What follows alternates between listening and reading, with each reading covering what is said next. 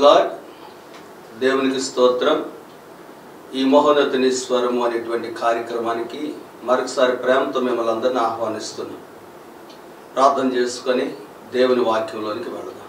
ప్రార్థన. కృపగల తండ్రి, పరిశుద్ధుడా, నీకు వందనాలు, స్తోత్రాలు. ఈ మహోన్నతుని స్వరం అనేటువంటి కార్యక్రమం ద్వారా అనేక మందిని మేము దర్శించుటకును, నీ వాక్యము చేత వారిని బలపరచుటకును, మేము నీ వాక్యము చేత నింపబట్టుకును కృపను గ్రహించినందుకు స్తోత్రం. ఈ వాక్యము విత్తుతూ ఉన్నప్పుడు అనేక హృదయాలు తెప్పరిల్లున్నట్లుగా, రోగులు స్వస్థత పొందినట్లుగా, బలహీనలు బలపడినట్లుగా, కృంగిన వారు లేవనెత్తబడినట్లుగా, కోర్టు కేసులో సమస్యల్లో ఉన్నటువంటి వారికి విడుదల కలిగినట్లు కార్యాలు చేయండి. మహిమ పొందండి. యేసు నామములో ప్రార్థించి అడిగి వేడుకొనుచున్నాం తండ్రి. ఆమేన్. మంచిది ప్రియులారా, దేవుని వాక్యాన్ని మనం చదువుకొని దాన్ని మనము ధ్యానిద్దాం. పరిశుద్ధ గ్రంథమైన బైబిల్లో మొదటి తెస్సలోనికీ రాసినటువంటి పత్రిక 5వ అధ్యాయము 9వ వచనాన్ని చదువుతున్నాను. ఎందుకనగా మన ప్రభువైన యేసుక్రీస్తు ద్వారా రక్షణ పొందుటకే దేవుడు మనలను నియమించను గాని ఉగ్రత పాలగుటకు నియమింపలేదు. చదివిన వాక్య భాగం లోకములో ఉన్నటువంటి ప్రతి మనిషికి వర్తిస్తూ ఉంటుంది. లోకములో ఉన్న ప్రతి మనిషి దేవుని వాక్యము వారి జీవితాలను, వారి కుటుంబాలను, వారి క్రియలను, వారి వ్యక్తిగత జీవితాన్ని అంతటిని కూడా సరిచేయగలిగినటువంటిది దేవుని వాక్యం. అలాంటి వాక్యాన్ని దేవుడు మనకిచ్చినందుకు మనము దేవుణ్ణి ఎంతో స్తుతించేటువంటి వారముగా మనము ఉండాలి. మనము చదివినటువంటి వాక్య భాగం ప్రపంచంలో ఉన్న ప్రతి మనిషికి ఏం చెప్తుంది అంటే, మన ప్రభువైన యేసుక్రీస్తు ద్వారా రక్షణ పొందుటకే దేవుడు మనల్ని నియమించను కానీ ఉగ్రత పాలవటానికి కాదు అంటాడు. అంటే యేసుక్రీస్తు ఎవరు అనేటువంటి మాటను ఇక్కడ పౌలు గారు సంఘానికి వివరిస్తున్నాడు. ఎవరు ఆయన అంటే ప్రభు అయిన యేసుక్రీస్తు అంటాడు. ప్రభు అయిన యేసుక్రీస్తు. పేతురు కూడా అపోస్తలుల కార్యాల గ్రంథం 10వ అధ్యాయం 36వ వచనం అంటాడు, దేవుడు పక్షపాతి కాడు అని కొన్ని విషయాలు చెప్తూ ఆయన యేసుక్రీస్తు గురించి ఏమంటాడంటే, యేసుక్రీస్తు అందరికీ ప్రభువు. యేసుక్రీస్తు అందరికీ ప్రభువే. ప్రపంచంలో ఉన్న ప్రతి మనిషికి ప్రభు ఆయన. దానిని కొనసాగిస్తూ అపోస్తలుడైన పౌలు తిమోతికి రాస్తూ ఏమంటాడంటే, ఆయన రాజులకే రాజు, ప్రభువులకే ప్రభు అంటాడు. కాబట్టి ఈ రోజున యేసు ప్రభుని ఏ కోణంలో మనం చూడాలి అంటే,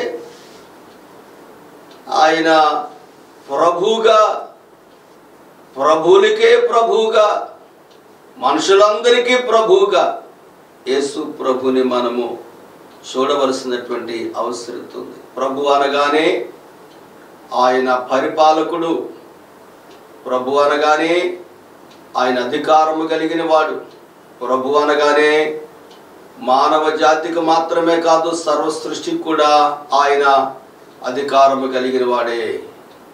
కాబట్టి ఎంత అధికారము కలిగిన దేవాది దేవుడైన ప్రభువును మనము కలిగి ఉన్నామనేటువంటి సంగతిని దేవుని వాక్యము ద్వారా సేవకులుగా మేము తెలియజేస్తా ఉన్నాం. ఆయన ప్రభువు. దేవుని వాక్యం మనకు పరిచయం చేస్తూ ఉంది.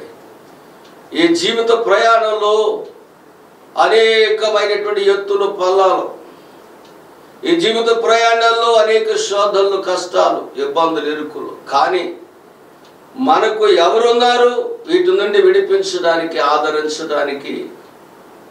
మనకెవరున్నారు మనల్ని బలపరచడానికి? మనకెవరున్నారు మనకు సహాయం చేయటానికి అని చూస్తే ప్రభు అయిన యేసుక్రీస్తు మనకు ఉన్నాడు. ఆయన మనకు సహాయం చేయటానికి సిద్ధపడుతున్నటువంటి దేవునిగా ఉన్నాడు. ఈ దినాలలో మనము కలవరపడుతుంటాం, కంగారు పడుతుంటాం. పరిస్థితులను బట్టి, ఎదురవుతున్న వాటిని బట్టి మనం ఎంతగానో నలిగిపోయే పరిస్థితులు. కానీ దేవుడు మనకు ప్రభువుగా ఉన్నాడు. ఆయన మనకు సహాయం చేస్తాడు. అందుకే దావీదు అనేటువంటి వ్యక్తి కూడా ఏమని రాస్తాడు? 121 కీర్తన మొదటి వచనంటే, కొండల వైపు నా కన్నులెత్తుచున్నాను, నాకు సహాయం ఎక్కడి వచ్చును? యెహోవా వలనే నాకు సహాయం కలుగును, ఆయన భూమి ఆకాశములను సృజించిన వాడు అంటాడు. దేవుని వలనే నాకు సహాయము. అదే దావీదు 118 కీర్తనలో కూడా ఒక మాట అంటాడు, మనుషులు నమ్ముకుంటు కంటే యెహోవాను ఆశ్రయించుట మేలు, రాజులు నమ్ముకుంటు కంటే యెహోవాను ఆశ్రయించడం శ్రేష్టం అంటాడు. ఈ దినాల్లో మనం ఎవరిని నమ్ముకుంటున్నాం? ప్రభు అయిన యేసుక్రీస్తును నమ్ముతున్నావా? ప్రభు అయిన యేసుక్రీస్తును నమ్ముకుంటే ఆయన అధికారాన్ని బట్టి, ఆయన శక్తిని బట్టి ఆయన నీకు మెండైన సహాయం చేసి నీకున్నటువంటి ప్రతి వ్యాధి నుండి, ప్రతి రుగ్మత నుండి, ప్రతి శోధన నుండి నిన్ను విడిపించడానికి ఆయన ఇష్టపడతాడు. ఆయన ప్రభు అయిన క్రీస్తు అని పరిచయం చేస్తా ఉంది దేవుని వాక్యం మనకి. నాకెవరున్నారండి అంటారు చాలా మంది. నాకెవరున్నారండి? ఈ లోకంలో ఎవరు ఉండొచ్చు, ఎవరు లేకపోవచ్చు. ఒకవేళ ఉన్నా లేనట్టే ఉండొచ్చు. అన్ని ఉంటే అందరు ఉంటారు, లేకపోతే ఎవరు ఉండరు. అలాంటి పరిస్థితులు మనం చూస్తూ ఉంటాం. కానీ దేవుడు నిత్యము నీకు తోడుగానే ఉంటాడు. ఆయన చెప్పిన మాట ఏంటంటే, నీ కుడి ప్రక్కన నీడగా ఉంటాను, నీ కుడి ప్రక్కన నీడగా ఉంటాను, నీ కుడి చేతిని పట్టుకున్నాను. ఆసాపు అనేటువంటి వ్యక్తి ఈ ప్రభు అయిన యేసుక్రీస్తుని కలిగి ఉన్నాడు.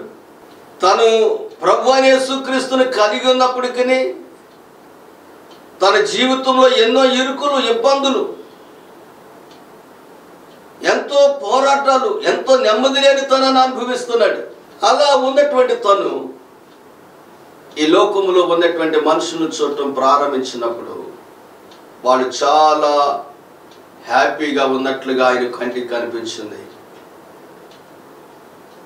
వాళ్ళు చాలా సమృద్ధితో ఉన్నట్టు, వాళ్ళు చాలా శ్రేష్టమైన ఫలాలు అనుభవిస్తున్నట్టు, వాళ్ళు చాలా ఎంజాయ్ చేస్తున్నట్టు, వాళ్ళు చాలా ఆ మంచి ఉన్నతమైన స్థితి కలిగి ఉన్నట్లుగా ఆయన చూస్తాడు, బాధపడతాడు. నేను ఎంతగా నన్ను నేను శుద్ధి చేసుకున్నానే, ఎంతగా నన్ను నేను సమర్పించుకున్నానే, ఎంతగా నన్ను నేను దేవునికి లోపరుచుకున్నానే, దేవుని సన్నిధిలో ఎంతగా నేను ప్రార్థన చేస్తున్నానే, దేవుని సన్నిధిలో ఎంత యథార్థంగా ఉంటున్నానే, దేవుని సన్నిధిలో ఎంత నేను లోబడి బ్రతుకుతున్నానే. అయితే నా జీవితంలో ఈ సమృద్ధి, ఆశీర్వాదం ఎక్కడ కనిపించట్లేదు. బాధపడతాడు. తన బిడ్డలను పిలుస్తాడు. 73వ కీర్తన మీరు చదువుకోండి, అందులో ఈ విషయాలను ఉంటాయి. దేవుని పిల్లరా, ఆయన ఎంత బాధపడతాడు. తన పిల్లలను పిలిచి అంటాడు, ఇదిగో నేను దేవుని దగ్గర విచారణ చేయడానికి వెళుతున్నాను, దేవుని దగ్గర నేను ఈ విషయాన్ని తెలుసుకొని వస్తాను, వచ్చి మీకు ఒక మాట చెప్తాను, మీరు సిద్ధంగా ఉండండి అంటాడు. దేవుని సముఖమునకు ప్రార్థన చేయడానికి వెళ్ళాడు. వెళ్ళి ఆయన ప్రార్థన చేస్తున్నాడు. ప్రభు దగ్గర విషయాన్ని పెడుతున్నాడు. ఏంటి ప్రభువా, ప్రభు అయిన నిన్ను నేను నమ్ముకున్నాను. నేనేమెంత పేదరికం, ఎంత ఇబ్బంది, ఎంత ఇరుకులో ఉన్నాను, ఎంత సమస్యలో ఉన్నాను. లోకము నిన్ను ఎరగదు. లోకము చాలా ఎంజాయ్మెంట్లో ఉంది, చాలా సంతోషంగా ఉంది. ఏంటి ప్రభువా అని ఆయన్ను అడగటం ప్రారంభిస్తాడు. దేవుడు ఆయనతో మాట్లాడటం ప్రారంభించాడు. దేవుడు ఆసాపుతో మాట్లాడటం ప్రారంభించాడు. మాట్లాడి దేవుడు చెప్పిన మాటలు ఏంటంటే, ఆసాపు, నువ్వు చూస్తున్నటువంటి మనుషులందరూ ఉన్నారే, వారు ఎక్కడున్నారో తెలుసా నీకు? సంతోషంగా ఉన్నారని నువ్వు అనుకుంటున్నావు, హ్యాపీగా ఉన్నారని నువ్వు అనుకుంటున్నావు. కానీ వాళ్ళు ఎక్కడున్నారో తెలుసా? కాలు జారు చోటున వాళ్ళు ఉన్నారు అని చెప్తాడు. కాలు జారు చోటున వాళ్ళు ఉన్నారు అనేటువంటి ఒక మాట చెప్తాడు. రెండవది, దేవుడు వారి గురించి చెప్పిన సంగతి ఏంటంటే, కలగన్నవాడు కలను మర్చిపోయినట్లుగా నేను వారి బ్రతుకులు మర్చిపోతున్నాను అంటాడు దేవుడు. మర్చిపోయిన వాళ్ళు ఎవరో నాకు తెలియదు అంటాడు. మూడో విషయం అంటాడు, ఇదిగో నీ కుడి చేతిని నేను పట్టుకొని ఉన్నాను అంటాడు. నిన్ను నేను పట్టుకొని ఉన్నాను, జారిపోకుండా, పడిపోకుండా, తొట్టిపడకుండా, కృంగిపోకుండా, ఇంకా వేరే విధాలుగా చెదిరిపోకుండా నేను నీ కుడి చేయి పట్టుకొని నీతో కూడా నేను నడుస్తున్నానయ్యా. అయితే నువ్వు చూస్తున్నటువంటి ఆ బయట ప్రజలు వాళ్ళు ఎలా ఉన్నప్పటికీ వాళ్ళు ఎవరో నాకు తెలియదు. ఈ మాట చెప్పిన తర్వాత ప్రియులారా, ఈ ఆసాపు మనోనేత్రాలు తెరవబడి పశ్చాత్తాపడి ప్రభు దగ్గర తిరిగి వచ్చి ఆయన ఒక మాట చెప్తాడు. అక్కడ దేవునితో ఒక మాట చెప్తాడు. ఏమంటాడంటే, ఆసాపు రాసినటువంటి కీర్తనల్లో 73వ కీర్తన 25వ వచనాన్ని చదువుతున్నాను. ఆకాశమందు నీవు తప్ప నాకెవరున్నారు? నీవు నాకుండగా లోకములోనిది ఏది నాకు అక్కరలేదు అంటాడు. చూసారా, నీవు నాకుండగా, ఆకాశమందు నీవు నాకున్నావు, నీవు నాకుండగా ఈ లోకములోది నాకు ఏది అక్కర్లేదు అంటాడు. ఏది అక్కర్లేదు. ఈ దినాన మీరు గమనిస్తున్నారో లేదో, లోకము దాని ఆశలు గతించిపోతున్నాయని దేవుని వాక్యం నెరవేరుతుంది. లోకం పట్ల లోకము తను నాశనము చేసుకునేటువంటి స్థితిలోకి వచ్చేసింది. ప్రభు అయిన యేసు క్రీస్తు వారు యూదా గోత్రపు సింహము వలె గర్జించుచు ఆయన త్వరగా రానయ్యున్నాడు.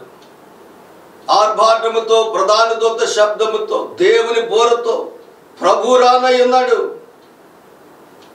ఆయన రావటానికి సిద్ధపడిపోతున్నాడు. ప్రకటన గ్రంథంలో చెప్పినట్లుగా, ఇదిగో నేను త్వరగా వచ్చుచున్నానని ఆయన మాట్లాడుతున్నాడు, బయలుదేరుతున్నాడు ఆయన.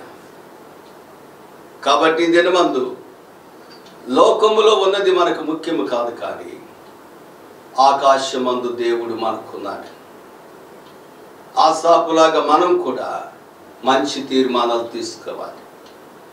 ఈ దినాలలో లేఖనాలు వింటున్నప్పటికీ, పాటలు పాడుతున్నప్పటికీ, ప్రభు సన్నిధికి వెళ్తున్నప్పటికీ మనకుండేటువంటి కొద్ది సమస్యలు, అల్పకాల సమస్యలు, బాధలు, ఇబ్బందులను బట్టి అనేక పర్యాయాలు మనము కూడా ఆసాపులాగానే విసుగు చెంది ఆలోచనలు కలిగిన వారంగా ఉంటా ఉన్నాం. కానీ దేవుడు నీ కుడి చేయి పట్టుకున్నాడనే సంగతి దైవజనునిగా నీకు తెలియజేస్తున్నాను. నీ కుడి చేయి దేవుడు పట్టుకున్నాడు. నిన్ను ఆయన విడిచిపెట్టే దేవుడు కాదు. నిన్ను ఆయన విడిచిపెట్టాడు. శోధనలో గుండా వెళుతున్నావా? సమస్యల్లో గుండా వెళుతున్నావా? ఇరుకుల్లో గుండా వెళుతున్నావా? ఏ పరిస్థితులు వెళుతున్నావా? సమృద్ధి గల అనుభవాలు వెళుతున్నావా? మంచం పైన ఉన్నావా? ఎవరు నిన్ను లక్ష్య పెట్టని స్థితిలో ఒంటరివై ఉన్నావా? ఆదరించేవారు లేకుండా ఉన్నావా? నీ కన్నీరు తుడిచేవారు లేరా? నీ హృదయ వేదన ఎవరు అర్థం చేసుకునేవారు లేరా? నింద, అవమానం నీ మీదకి వచ్చిందా? కోర్టు కేసుల్లో ఉన్నావా?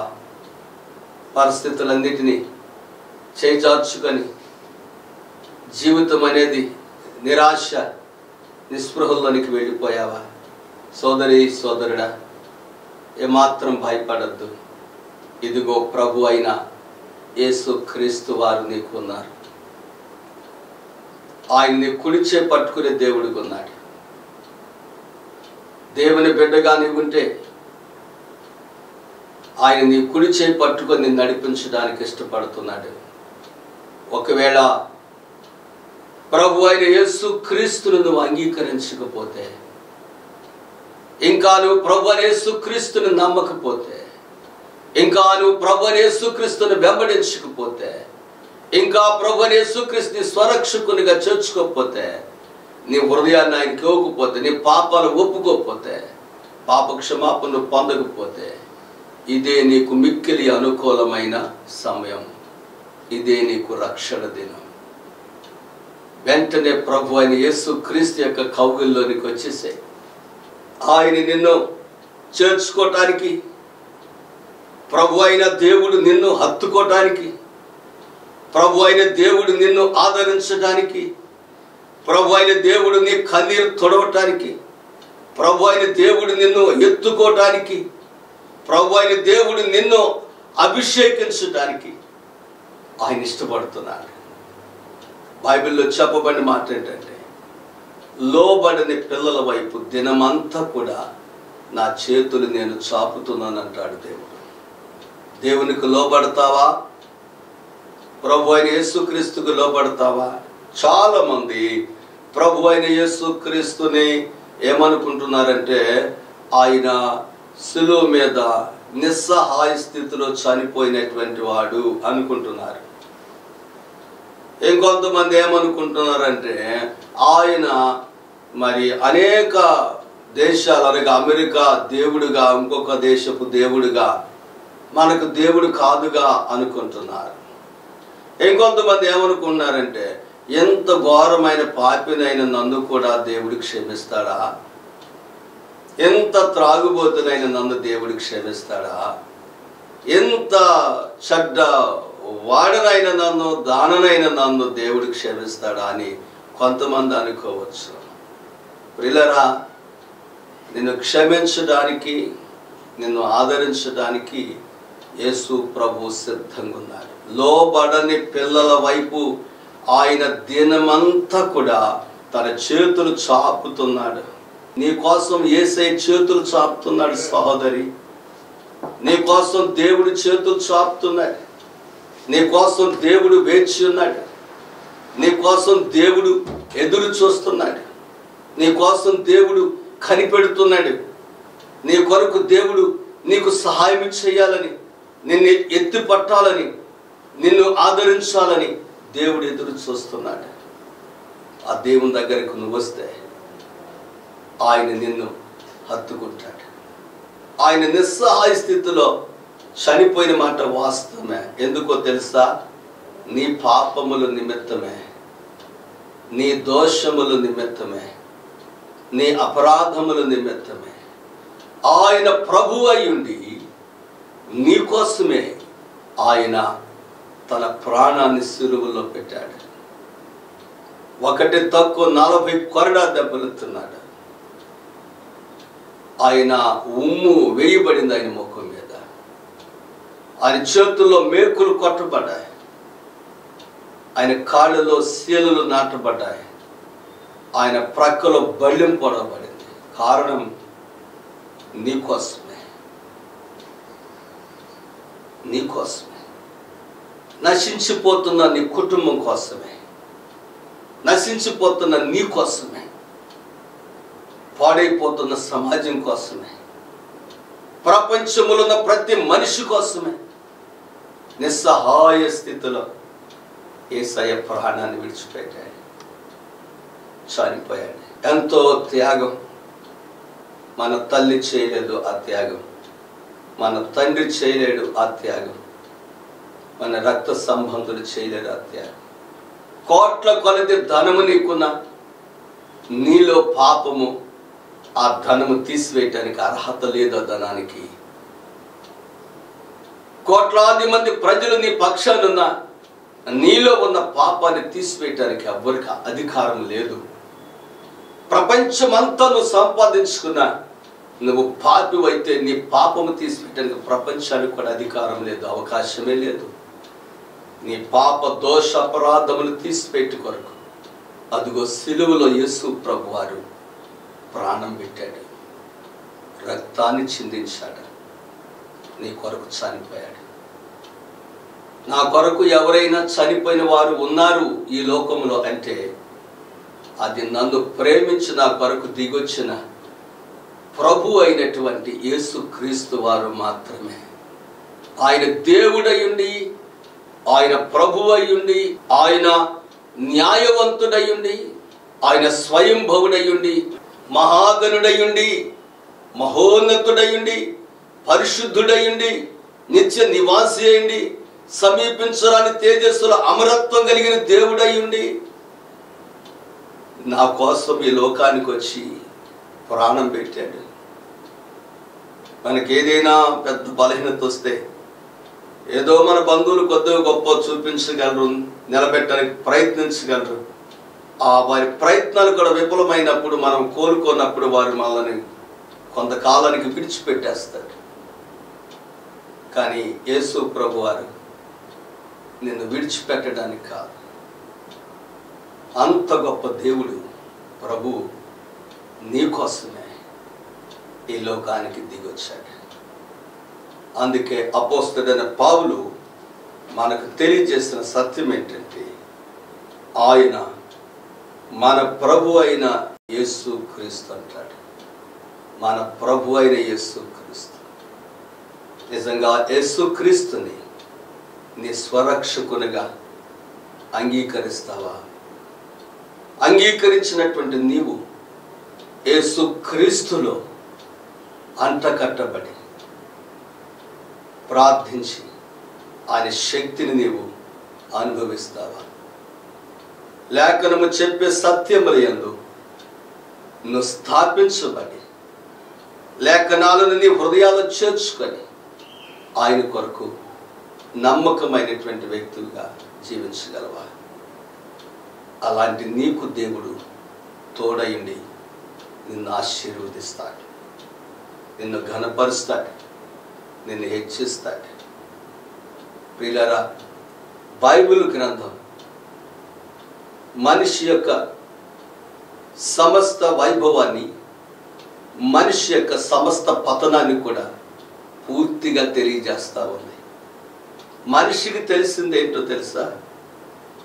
పుట్టడం చావటం వరకే తెలుసు. మనిషికి పుట్టినటువంటి అనుభవాన్ని తెలుసుకున్నాడు, చనిపోయినటువంటి అనుభవాన్ని తెలుసుకున్నాడు.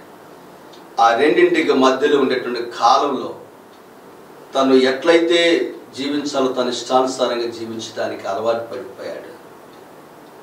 మన అమ్మ మన నాన్న మనకు ఈ లోకానికి వచ్చినప్పుడు తెలియజేసింది ఏంటంటే, ఇదిగో అమ్మ, ఇదిగో నాన్న, ఇదిగో అన్నయ్య, ఇదిగో మన బంధువులు, ఇదిగో రక్త సంబంధులు, ఇదిగో నీ ఆస్తి, ఇదిగో మన పేరు, ఇదిగో మన కులం, ఇలాంటివన్నీ కూడా మనకు చెప్పారు.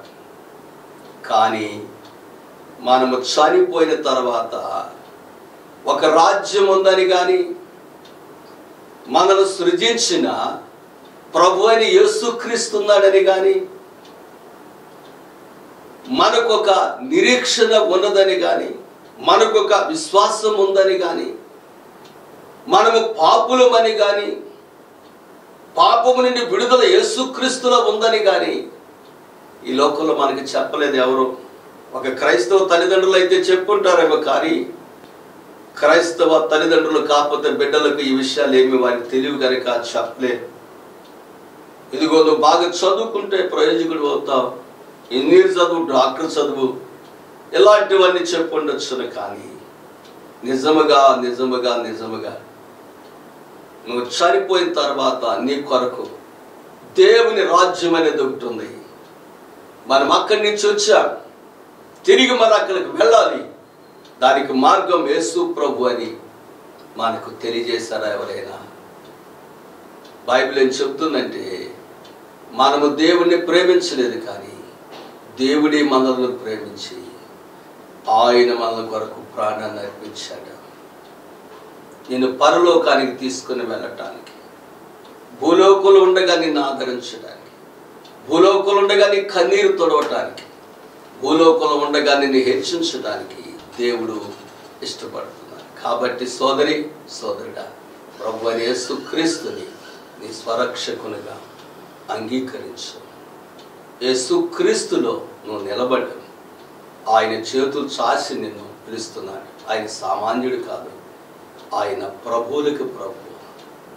నీ ప్రభు, నా ప్రభు, ప్రపంచానికే ప్రభు అయిన అంత గొప్ప శక్తి సంపన్నుడైనటువంటి దేవాది దేవుణ్ణి ఈరోజు నీకు పరిచయం చేస్తే కొత్తగా నువ్వు లోబడితే, ఒకవేళ ఇంతకు ముందు నువ్వు తెలుసుకొని ఉన్నట్లయితే ప్రభుతో నమ్మకంగా నడు. నీకున్న పరిస్థితుల మధ్య కురింగిపోక, నీ పరిస్థితులన్నింటినీ కూడా చక్కదిద్ది నిన్ను శ్రేష్టమైనటువంటి అనుభవాల్లో నిలబెట్టి సంతోష సమాధానంతో నడిపించే దేవుడు ప్రభువైన యేసుక్రీస్తు అని నీకు తెలియజేస్తాను. నా విషయంలో నువ్వు నిబ్బరం కలిగి ప్రార్థన చేయి. దేవుని వాక్యం వైపు చూడు, దేవుని వైపు చూడు, ప్రార్థన చేయి. దేవుడు మెండైన సహాయం నీకు అనుగ్రహించును గాక. Amen. May God bless you. దైవాశీస్సులు. Praise the lord. మంచిదండి. ఈ సమయంలో ఈ ఎపిసోడ్కి, ఈ టీవీ కార్యక్రమానికి స్పాన్సర్ చేసినటువంటి మా ప్రియ సంఘ బిడ్డలు చిన్న, అలాగే దేవి, వారికి ఇచ్చినటువంటి బిడ్డలు కీర్తి, అలాగే యాకోబు, ఈ కుటుంబం ఈ కార్యక్రమానికి స్పాన్సర్ చేస్తున్నారు. కాబట్టి వారిని దేవుడు దీవించాలని, ఆశీర్వదించాలని, ఈ విధంగా వాళ్ళు ఈ పరిచర్యలో కొనసాగాలని వారి కొరకు ప్రార్థన చేద్దాం. ప్రియమైన తండ్రి, పరిశుద్ధుడా, నీ వందనాలు, స్తోత్రాలు నాయన. ప్రభువా, చిన్న, దేవి, అలాగే కీర్తి, యాకోబు కొరకు ప్రార్థన చేస్తున్నాను. వారిని దీవించండి, ఆశీర్వదించండి, ఘనపరచండి. ఈ పరిచర్యలో వారు నమ్మకంగా కొనసాగుటకు సహాయం ఇచ్చండి. చిన్న లారీ తోలుతూ బయట ఎక్కడ ఉంటాడు, ప్రయాణంలో తోడైండు. కీర్తి జాబులో సహాయం చేయండి నాయన. అలాగే దేవికి మంచి ఆరోగ్యము దాయించండి. యాకోబు కూడా బయట పనిలో ఉంటాడు, ఆ బిడ్డ ప్రయాణంలో కూడా తోడైండు. చదువులో ఆ బిడ్డకు సహాయం చేయండి.